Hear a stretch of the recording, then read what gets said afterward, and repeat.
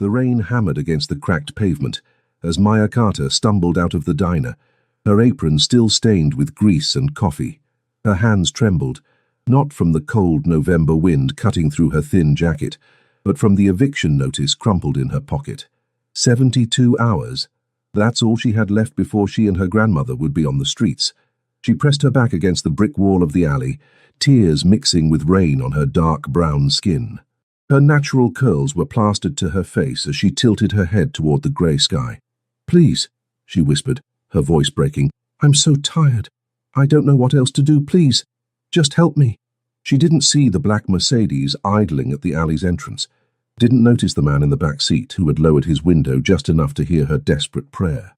Han Kang-dae watched her with dark, intense eyes, his jaw tightening as something unfamiliar stirred in his chest, something he hadn't felt in the 15 years since he'd taken over his father's organization. "Sir?" his driver questioned. "Wait," Kang-dae commanded, his gaze never leaving the woman who had just unknowingly changed the trajectory of his carefully controlled life. Maya Carter had learned long ago that life didn't care about fairness. At 26, she'd already buried both parents, dropped out of college to care for her grandmother, and worked 3 jobs just to keep their heads barely above water. The South Side apartment she shared with her grandmother wasn't much: peeling wallpaper, pipes that groaned, and neighbors who minded their own business, but it was home. "Table 4 wants a refill," her manager barked, his breath reeking of cigarettes and cheap whiskey. Maya grabbed the coffee pot with practiced efficiency, painting on the smile that had become her armor. The diner was a relic from the 1960s, all cracked vinyl booths and flickering fluorescent lights. The breakfast crowd had thinned, leaving only the regulars who nursed their coffee for hours and tipped in loose change. Her feet ached in her worn sneakers. She'd been on them for 6 hours straight, and she still had another shift at the convenience store tonight. But pain was just another thing you learned to ignore when survival was your only option. "Here you go, Mr. Patterson," she said warmly to the elderly man at table 4, refilling his cup with steady hands despite her exhaustion. "You're a good girl, Maya," he said, his weathered face creasing into a smile. "Your grandmother raised you right." The mention of her grandmother made Maya's chest tighten. The medical bills from last month's hospital stay sat in a drawer at home, each one a reminder of how quickly everything could fall apart. The eviction notice in her pocket felt like it was burning through the fabric. The bell above the door chimed, and Maya glanced up out of habit. Her breath caught. 3 men entered, and the entire atmosphere of the diner shifted. They moved with the kind of confidence that came from never having to question their place in any room. But it was the man in the center who commanded attention without saying a word. He was tall and imposing, his black hair styled perfectly despite the rain outside. His tailored suit probably cost more than Maya made in 6 months, but it was his eyes that held her frozen, dark, calculating, and intense enough to make her pulse quicken, with something between wariness and fascination. Han Kang-dae surveyed the diner with the assessing gaze of a man who constantly evaluated threats and opportunities. His reputation in Chicago's underground was legendary: ruthless, brilliant, and absolutely untouchable. At 35, he controlled more territory than men twice his age, and he'd done it through a combination of strategic brilliance and calculated violence. He'd built his empire on the bones of those who'd underestimated him. His gaze swept past the stained booths and outdated decor until it landed on her.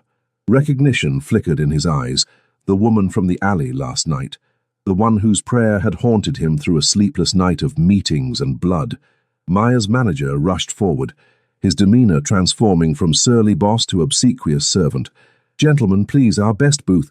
"Her section," Kang-dae interrupted, his voice deep and commanding as he nodded toward Maya. His English was flawless, barely touched by an accent that only emerged on certain syllables. Maya's heart hammered as the 3 men made their way to her section. She'd waited on wealthy customers before, but there was something different about these men, something dangerous that made her instincts scream to stay alert. "Good afternoon," she said, her voice steadier than she felt. "What can I get you?" Kang-dae's 2 associates, clearly bodyguards, ordered quickly, but he simply studied her with an intensity that made her skin prickle with awareness. "Coffee," he finally said. "Black. Right away." As she turned to leave, his voice stopped her. "You work hard." It wasn't a question. Maya turned back slowly, meeting those dark eyes. We all do what we have to do. Something flickered across his face. Approval, maybe, or interest. Yes, some more than others. The rest of their meal passed in relative silence, but Maya felt his gaze on her throughout her shift. When she finally brought their check, she found a business card tucked beneath a $100 bill, 10 times what the meal had cost. The card was simple, Han Kangde, followed by a phone number. "You need help," he said quietly, as she stared at the card. "Call me. I don't. The eviction notice in your pocket, the medical bills, your grandmother's medication costs." He leaned back, his expression unreadable. "I know everything, Maya Carter. The question is whether your pride is worth more than her life." Maya's blood ran cold. "How do you—" "Call me," he repeated, standing in one fluid motion. His bodyguards flanked him instantly. "Before it's too late." They left without another word, leaving Maya standing with shaking hands and a business card that felt like a deal with the devil himself. That night, as she sat in her grandmother's room listening to the labored breathing of the woman who'd raised her, Maya stared at that card. Her grandmother's medication was running out. The eviction was 3 days away. Her pride had never put food on the table or paid the rent. With trembling fingers, she dialed the number. He answered on the first ring. "I've been waiting." The address Kangde gave her was in a part of Chicago Maya had only seen from bus windows, the kind of neighborhood where doormen wore suits nicer than anything in her closet, and the buildings had names instead of numbers. The Sinclair Tower rose 40 stories above the Chicago River, all glass and steel reflecting the afternoon sun. Maya stood on the sidewalk, her second-hand coat suddenly feeling even more threadbare. She told her grandmother she was picking up an extra shift. The lie tasted bitter, but the truth that she was meeting a man who terrified and intrigued her in equal measure would only cause worry. "Miss Carter," a man in a pristine suit approached. "Mr. Han is expecting you. Please follow me." The lobby was all marble and modern art, the kind of place where her footsteps echoed too loudly. They rode the elevator in silence to the penthouse level. The doors opened directly into an apartment that took her breath away. Floor-to-ceiling windows offered a panoramic view of the city. The furniture was minimalist but clearly expensive, all clean lines and quality craftsmanship. Everything was immaculate, controlled, much like the man himself. Kangde stood at the windows, his back to her, hands clasped behind him. He wore a white dress shirt with the sleeves rolled up, revealing surprisingly muscular forearms. For a moment she could almost forget he was dangerous. "Thank you for coming," he said without turning around. "You didn't really give me a choice." Maya's voice came out stronger than she felt. "You threatened my grandmother. I stated facts." Now he turned, and the afternoon light caught the sharp planes of his face. There was a small scar at his temple, barely visible, a reminder that his power hadn't come without cost. "Your situation is desperate. I'm offering a solution. Nothing is free. What do you want?" A slight smile curved his lips, the first real expression she'd seen from him. "Smart. I like that." He moved toward her with the controlled grace of a predator. "I need someone trustworthy in my home, someone to manage household affairs, coordinate staff, handle certain domestic arrangements. You want a housekeeper? I want someone I can trust, someone who has too much to lose to betray me." He stopped a few feet away, close enough that she could smell his cologne, something expensive and subtle. "You need money, security. I can provide both." "Why me?" The question hung between them. Kangde's expression shifted, something almost vulnerable flickering across his features before his mask returned. "Because when you prayed in that alley, you didn't ask for wealth or revenge or anything selfish. You asked for strength to keep going, for your grandmother to be comfortable, for a chance." His dark eyes held hers. "That kind of heart is rare in my world, Maya Carter. I've learned to recognize value when I see it." Maya's throat tightened. "I don't know anything about your world." "Good. It means you haven't been corrupted by it yet." He moved to his desk, retrieving a folder. "This is my offer. You move into the guest suite here. Your grandmother receives the best medical care available. I have doctors on retainer. All her medications, all her needs covered. You receive a salary of $10,000 monthly. Your only job is to manage this household and be available when I need you." $10,000. That was more than she made in 3 months, working herself to exhaustion. What's the catch? You live here, you're available when I need you, and you tell no one about my business. His gaze intensified. What you see, what you hear in this apartment stays between us. Can you do that? Maya's mind raced. It sounded too good to be true, and in her experience things that sounded too good to be true usually were, but her grandmother's face flashed through her mind, the way she struggled to breathe some nights, the pain she tried to hide. How do I know you won't? She couldn't finish the sentence, but the fear was clear. Kangdi's expression softened almost imperceptibly. I don't hurt innocent people, Maya. Despite what you may have heard about me, I have a code. You and your grandmother are under my protection now. That means something. And if I want to leave, then you leave. I'm not a kidnapper. He set the folder on the table between them. But I think you'll find this arrangement benefits us both. Read the contract. Take it to a lawyer if you want. I'll cover the cost. Maya picked up the folder with shaking hands. Everything he'd said was outlined in precise legal language. It seemed legitimate, suspiciously so. I need to think about it. Of course. You have until midnight tonight. After that, the offer expires. He turned back to the windows, dismissing her. My driver will take you home. As Maya rode the elevator down, her mind spun with possibilities and dangers. She didn't trust him, couldn't trust him, but she also couldn't deny that he was offering her the one thing she'd prayed for, a way to save her grandmother. That evening, as she fed her grandmother soup and listened to her stories about the old days, Maya made her decision. Pride was a luxury she couldn't afford. Whatever Han Kangdae's real motives, she would take this chance. She called him at 11:45 p.m. I accept. There was a pause, then his voice warm with something that might have been approval. Good. My people will help you move tomorrow. Your grandmother will be transferred to a private facility where she'll receive round-the-clock care. Wait, I thought. She'll be more comfortable there and you can visit whenever you want. Trust me, Maya. I'm granting your prayer, remember? The line went dead before she could respond, leaving her staring at her phone and wondering if she'd just made a deal with the devil, or if maybe, just maybe, the devil wasn't quite what she'd expected. Moving into Kangdae's penthouse felt surreal. Maya's entire life fit into 3 suitcases, a humbling realization when faced with his wealth. The guest suite he'd given her was larger than the apartment she'd shared with her grandmother, complete with a king-sized bed, ensuite bathroom with a soaking tub, and a closet that echoed when she opened it. Mr. Han has arranged for appropriate clothing, the housekeeper Mrs. Chen informed her in accented English.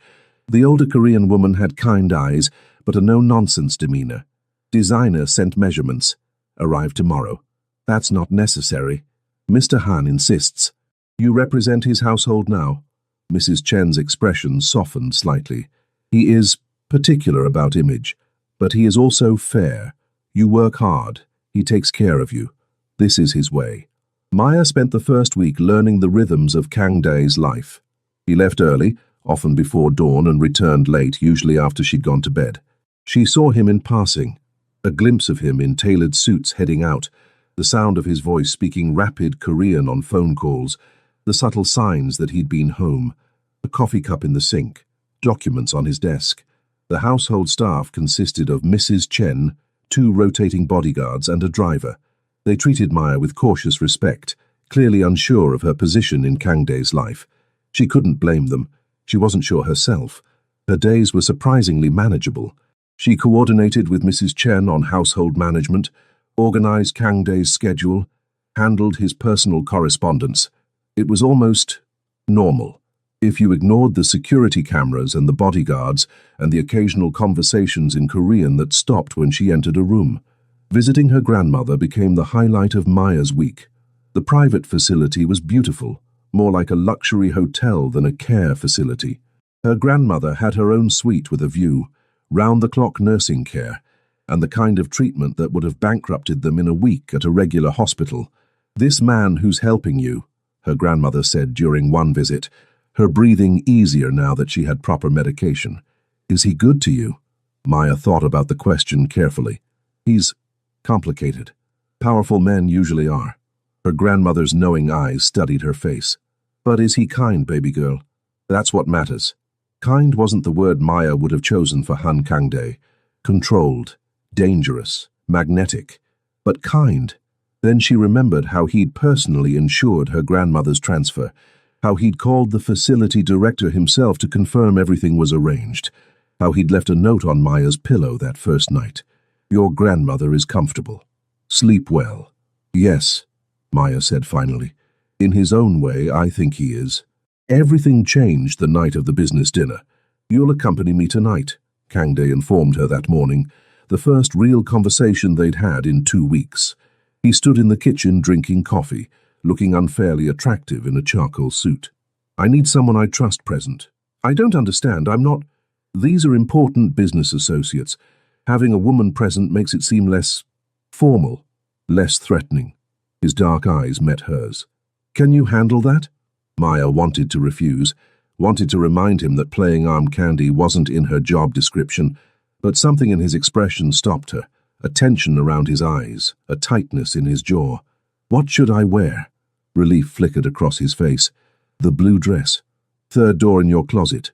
The dress in question was stunning, a deep sapphire that complemented her dark skin beautifully, with a modest neckline, but a back that dipped just low enough to be sophisticated. When she emerged that evening, Kangde's gaze tracked over her with an intensity that made her pulse race. "Perfect," he murmured.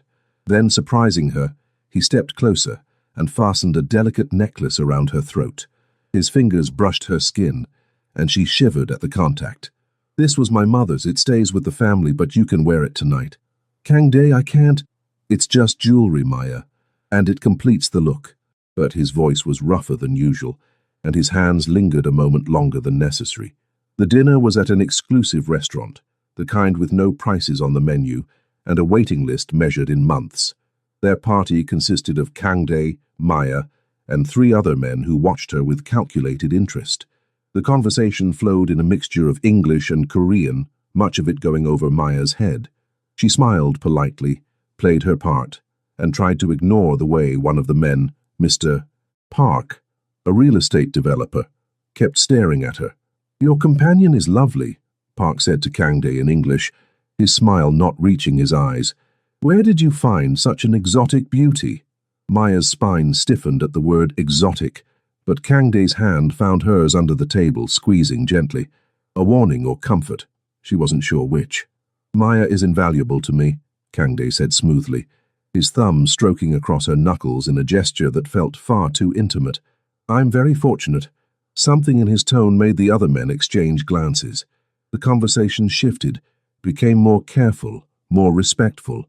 Maya realized with a start that they thought she was Kangde's girlfriend. Maybe more. She should have corrected them, should have pulled her hand away. She didn't. The evening ended without incident, but as they rode back in the Mercedes, Kangde was silent, his jaw tight with tension. "What's wrong?" Maya finally asked. "Park is going to be a problem. He wants territory I control, and tonight proved he's willing to disrespect me to get it." His hands flexed into fists. "Commenting on you like that was a message. I'm sorry if I—" "You were perfect," Kangde interrupted, his gaze intense in the dim light of the car. "You handled yourself with grace. Most people would have faltered. I've dealt with worse than rude comments. You shouldn't have to." There was an edge to his voice, something almost protective. "Not anymore."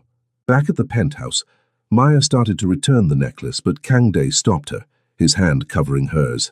"Keep it," he said quietly. "It suits you better than it ever did in a vault." "Kangde, this is too much." "My mother wore it when she needed courage, when she needed to remember her strength." His thumb brushed over her palm, sending electricity up her arm. "You remind me of her sometimes. That same quiet fire." Maya's breath caught. They stood too close, the air between them charged with something neither acknowledged. She could see the faint scar at his temple, the tiny lines at the corners of his eyes, could smell his cologne and something underneath, something distinctly him. "I should go to bed," she whispered but didn't move. "Yes," he agreed, but his hand still held hers. "Maya." "Yes? Thank you. For tonight. For being here." The vulnerability in his voice was startling, a crack in his armor that let her see the man beneath the mafia boss. She squeezed his hand once, then pulled away before she could do something foolish, like wonder what it would feel like if he pulled her closer, like imagine what his lips would taste like. As she lay in bed that night, the necklace still warm against her skin, Maya admitted what she'd been denying for weeks. She was falling for Han Kangde. And that was the most dangerous thing she could possibly do. The attack came on a Thursday night. Maya was in the kitchen making tea when she heard the commotion. Raised voices, the sound of something heavy hitting the floor.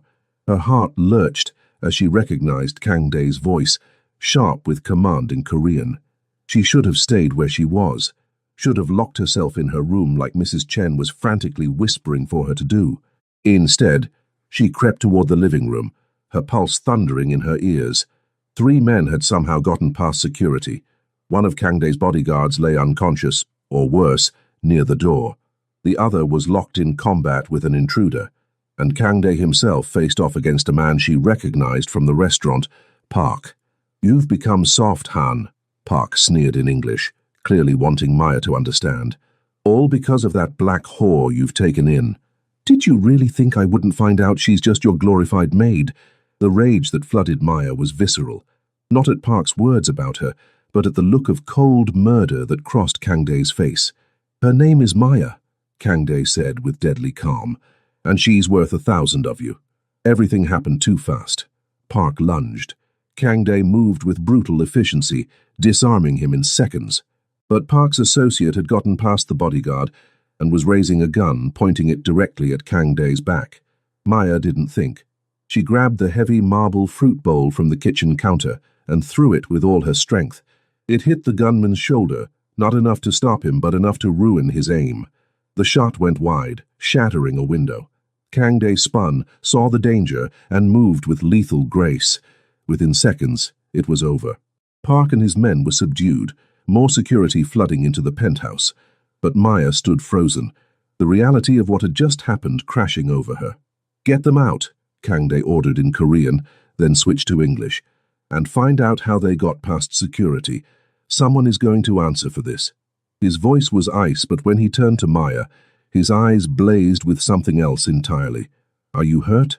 His hands framed her face, tilting it so he could search for injuries. "No, I'm fine. You could have been killed." His voice cracked slightly. "Maya, do you understand what you just did? You put yourself in danger for me. You were going to be shot. I've been shot before. I would survive. But you—" He pulled her against him suddenly, his arms wrapping around her like he could shield her from the world. "You shouldn't be here. This life, this danger. It's not what you signed up for." Maya felt his heart hammering against her cheek, felt the tremor in his hands as they pressed against her back. This wasn't the controlled mafia boss. This was a man terrified of losing something precious. "I'm not going anywhere," she whispered into his chest. He pulled back just enough to look at her, his eyes searching hers. "Why? Why would you risk yourself for me?" The answer was simple and terrifying. "Because I care about you, Kangde, more than I should, more than is smart or safe." Something broke in his expression, all that careful control shattering. "Maya, I know this is complicated.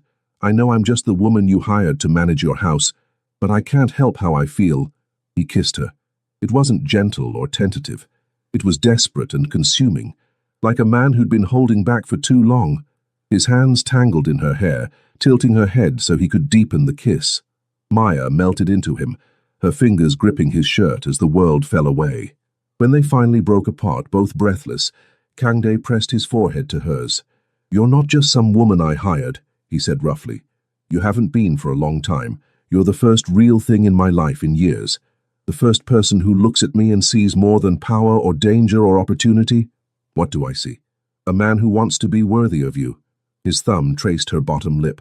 "A man who's falling in love with you and has no idea how to protect you from his world." Maya's heart soared even as fear gripped her. "I don't need protection from you. I need you to trust me, to let me choose to be here. Even knowing what I am, what I do, I see who you are when you check on my grandmother, when you remember Mrs. Chen's birthday, when you think no one is watching." She cupped his face, feeling the tension in his jaw. "You're not just the mafia boss, Kangde. You're also the man who heard my prayer." He kissed her again, softer this time, but no less intense. When he pulled back, his expression was troubled. "There's something you need to know about tonight about Park." He took her hand, leading her to sit on the couch. "He came here to hurt you, Maya. To send me a message by taking away something I care about. That's how this world works. The people you love become your greatest weakness. So what do? I end this. Tomorrow I'm going to make it very clear that you're under my protection, that anyone who touches you answers to me." His grip tightened. "But I need to know you can handle what that means. The attention, the danger, the reality of being connected to me." Maya thought of her grandmother, safe and cared for. Thought of the weeks she'd spent in this apartment, learning the man behind the reputation. Thought of the way her heart raced every time he entered a room. "I'm already connected to you," she said simply. "The question is whether you're ready to let someone in. Really in." Kangdae studied her for a long moment, then pulled out his phone. He made a call in rapid Korean, his tone commanding. When he hung up, he looked at Maya with an intensity that made her shiver. "I just called a meeting with the heads of every organization in Chicago. Tomorrow I'm going to make it known that you're mine. That means you'll be a target, Maya, but it also means you'll be untouchable." He paused. "There's no going back from this." "Then let's not go back." He kissed her again, and this time there was promise in it. A future neither of them had dared to imagine. When he pulled back, his expression was fierce. "You saved my life tonight. You saved mine weeks ago, in that alley. Then we're even." A slight smile curved his lips. The first genuine one she'd seen. Or maybe we're just getting started. That night, Maya lay awake in her room, her lips still tingling from his kisses, her heart full of equal parts hope and fear.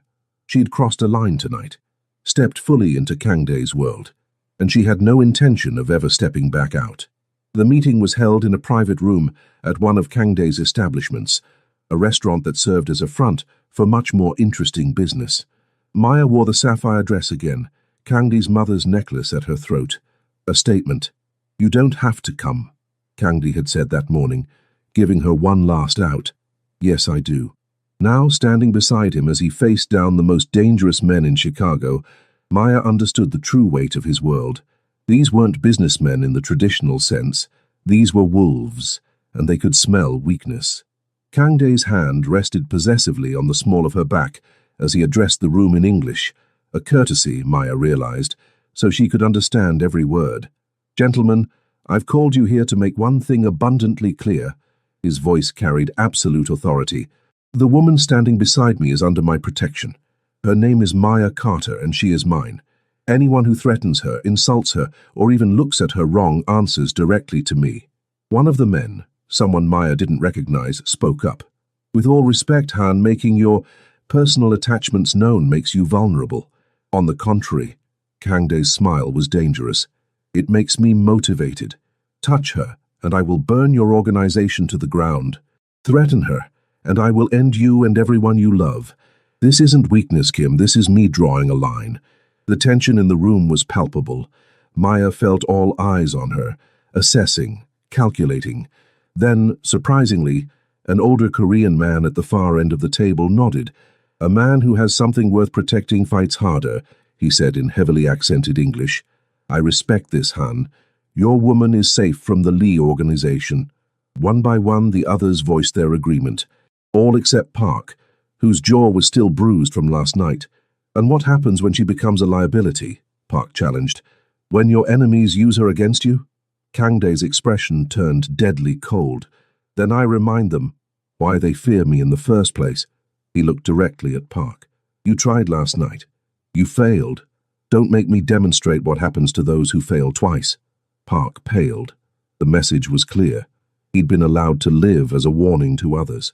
That mercy wouldn't extend to a second attempt. "Now," Kangdae continued, his tone lighter but no less commanding, "we have other business to discuss. Maya, you can wait in my office if you prefer."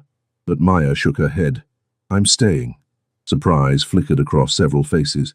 Kangdae's hand squeezed her back once. Pride or approval, she thought. "Then stay," he said softly. "Only for her. But if anything makes you uncomfortable, you leave." "Understood." She nodded, and for the next hour she stood beside him as he conducted business. Some of it she understood. Some went over her head. But what she comprehended clearly was the respect he commanded, the careful balance of power and diplomacy he wielded like a weapon. This was his world, and he was offering to let her into it. After the meeting, as they rode back to the penthouse, Kang Dae was quiet. Finally, he spoke. "You impressed them today. That takes courage." I was terrified. That's what courage is, being terrified and doing it anyway. He took her hand, lacing their fingers together. "Maya, I need to know you understand what you're getting into. This life, it's not easy. There will be danger, secrecy, and difficult choices. I understand. Do you?" He turned to face her, his expression serious. "Because once you're truly in my world, there's no halfway. You become a target, an asset, a weakness others will try to exploit. You're trying to scare me away. I'm trying to protect you." Maya cupped his face, making him look at her. "Then protect me by being honest, by letting me choose, by trusting that I know what I want." "And what do you want?" "You," she said simply. "All of you. The mafia boss and the man who checks on my grandmother. The dangerous criminal and the person who leaves me notes on my pillow. I don't want half of you, Kang Dae. I want everything." Something in his expression cracked open. "You deserve better than this. Better than me. That's not your choice to make." He pulled her into his lap, cradling her face in his hands. "Maya Carter, you walked into my life with a prayer and turned everything upside down. You make me want to be better, to build something beyond just power and territory. Then build it with me. It won't be easy. Nothing worth having ever is." He kissed her then, deep and claiming, and Maya felt the last walls between them crumble. When they broke apart, he pressed his forehead to hers. "Marry me," he said suddenly. Maya's heart stopped. "What? Not today, not tomorrow, but soon. Marry me and let me spend the rest of my life being worthy of you." His thumb brushed her cheek. "Let me give you everything you deserve. Let me be the answer to that prayer you made in the alley." "Kang Dae, I know it's fast. I know it's insane. But from the moment I heard you pray, something in me recognized something in you. Like I'd been waiting for you without knowing it." His eyes were vulnerable in a way she'd never seen. "Say yes, Maya. Take a chance on me." She thought of where she'd been just months ago, desperate, exhausted, barely surviving.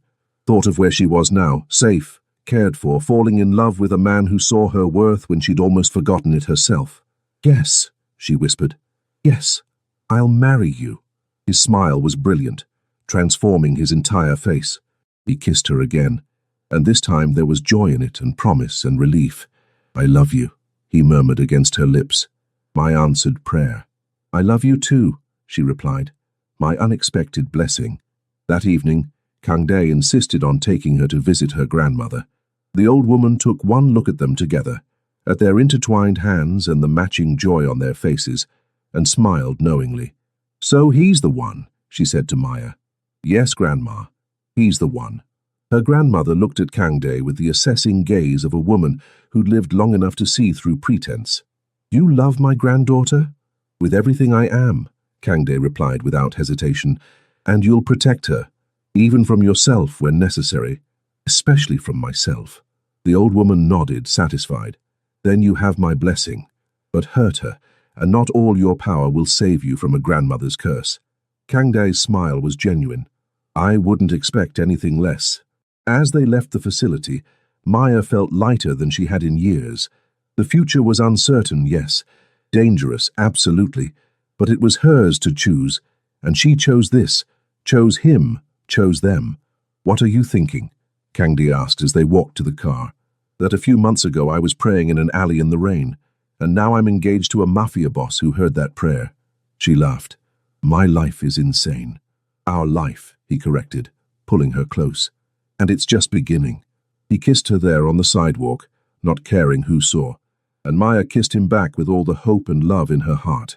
She'd prayed for help, for a miracle, for a chance. God had sent her Han Kang Dae, dangerous, powerful, and utterly devoted.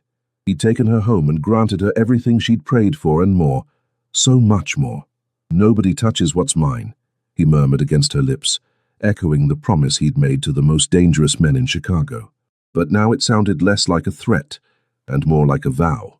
"And you're mine, Maya Carter. Forever, forever," she agreed, and meant it with every fiber of her being. Their story had started with a prayer and a desperate moment in an alley. But this was just the beginning of their forever. Years had passed since that rainy November night when Maya had whispered her prayer to the uncaring sky. The penthouse had transformed over time, filling with evidence of their shared life. Photographs on the mantel, Maya's books on the shelves, cultural touches that blended Korean heritage with African diaspora traditions. Maya stood at the floor-to-ceiling windows, watching the Chicago skyline glow in the twilight. Her hand rested on her swollen belly, 7 months pregnant with their first child. Behind her she heard Kangdae's footsteps, then felt his arms wrap around her, his hands covering hers on their baby. "How are you feeling?" he murmured, pressing a kiss to her temple. "Like I'm carrying a future football player." She leaned back against his chest, marveling at how natural this felt, how far they'd come from that first tense meeting in the diner. Kangdae had kept every promise. Her grandmother had lived another 3 beautiful years, long enough to attend their wedding, long enough to know she'd be a great-grandmother. The day she'd passed peacefully in her sleep, Kangdae had held Maya through her grief, had honored the woman who'd raised his wife with a memorial that brought together communities that rarely intersected. He'd also begun the slow, careful process of transitioning his business interests toward legitimacy. It was a dangerous path. You didn't just leave the mafia, but Kangdae was nothing if not strategic. He wanted his child to inherit a legacy of strength without the constant shadow of violence. "I was thinking," Maya said, watching their reflection in the window, "about that night when I prayed in the alley. You still believe it was God who sent me?" She turned in his arms, looking up at the man who'd changed her life. There was grey at his temples now, laugh lines around his eyes. Still dangerous, still powerful, but also hers. "I believe God answers prayers in unexpected ways. I asked for help, for strength, for a chance." She touched his face, feeling him lean into her palm. "And he sent me you, my unexpected blessing." "I heard your prayer and took you home," Kangdae said, echoing the title that had defined their beginning. "Best decision I ever made, even with all the complications. Especially with all the complications." He kissed her softly. "You made me human again, Maya. You gave me a reason to be better than what I was raised to be." Their daughter kicked strongly, making them both laugh. Kangdae knelt, pressing his lips to Maya's belly, speaking to their child in Korean, promises and hopes and love. Maya ran her fingers through his hair, thinking about the journey that had brought them here, the dangers they'd faced, the enemies they'd overcome, the love they'd built in the midst of chaos. She thought about the girl she'd been in that alley, so broken and desperate. That girl would never have believed this could be her life. "Thank you," she whispered. Kangdae stood, pulling her close. "For what?" "For hearing my prayer, for seeing me when I felt invisible, for choosing me when you could have chosen anyone." "Maya," his voice was rough with emotion, "you were never invisible. You shone like a beacon in my dark world, and choosing you wasn't a choice, it was inevitability. Like gravity, like breathing." He kissed her then, tender and deep, and Maya felt the same electric thrill she'd felt that first time. Some things never changed. The way he looked at her like she was precious, the way he protected her, the way he loved her with an intensity that still took her breath away. When they broke apart, Kangdae rested his hand on her belly again, his eyes soft with wonder. "Our daughter is going to have both worlds, your strength and grace, my protection and resources. She'll be unstoppable. She'll be loved," Maya corrected. "That's what matters most. She'll be both." As night fell over Chicago, they stood together at the windows, watching their city light up against the darkness. Two people from impossibly different worlds, brought together by a prayer and an answer that neither had expected. Maya had prayed for help, and God had sent her a mafia boss with a wounded heart and unexpected capacity for love. Kangdae had been searching for something real, and fate had delivered him a woman whose faith and strength reminded him what humanity felt like. Their love story wasn't traditional. It wasn't safe or simple or easy to explain, but it was theirs, built on honesty and trust and the stubborn refusal to let their differences define them. "I love you," Maya said, not for the first time and not for the last. I love you, Kangde replied, the words carrying the weight of everything they'd overcome. My answered prayer, my home, my everything. And in that moment, wrapped in each other's arms with their daughter growing between them and their future stretching out bright and uncertain, Maya knew that some prayers were answered in the most unexpected, most perfect ways possible. She'd asked for help. God had given her love, and that made all the difference.